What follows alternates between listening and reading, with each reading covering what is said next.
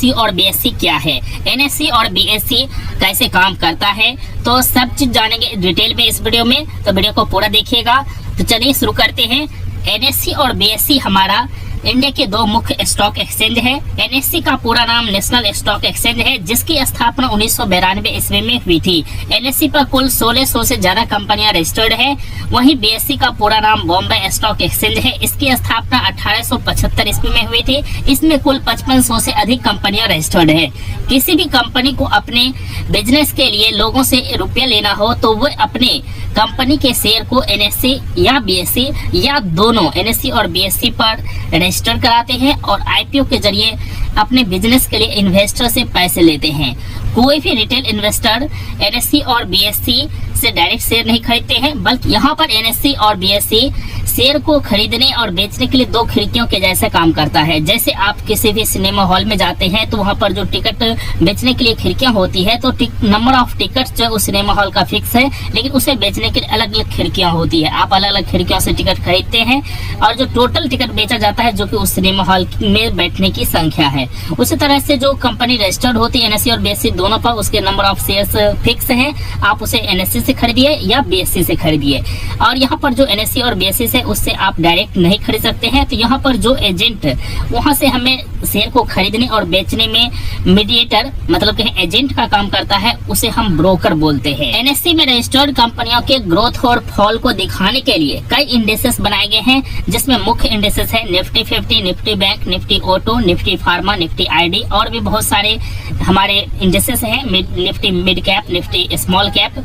तो इस तरह से जो कंपनियों के ग्रोथ और फॉल है उसको दिखाने के लिए, या कहें हमारी इकोनॉमी को ग्रोथ और फॉल को दिखाने के लिए बहुत सारे इंडेक्सेस बनाए गए हैं। ये जो इंडेक्सेस हैं एनएससी और बीएससी के, वो हमारी इकोनॉमी के ग्रोथ और फॉल को दिखाते हैं, हमारे देश के ग्रोथ और फॉल को दिखाते हैं। वहीं बीएससी में भी बहुत सारे इंडेक्सेस बनाए गए हैं।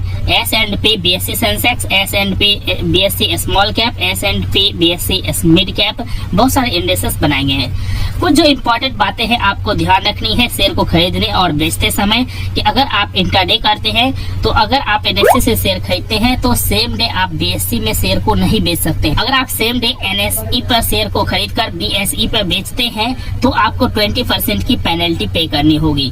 तो ये बात ध्यान रखना है। वहीं अगर आप डिलीवरी में शेयर लेते हैं, अगर उसमें वॉलेटिलिटी अधिक है तो आपको कंफर्म है कि T+2 पे आपको शेयर मिल जाएगा, तो आप सेम डे खरीद करके वहां पर बेच देते हैं बीएससी पे।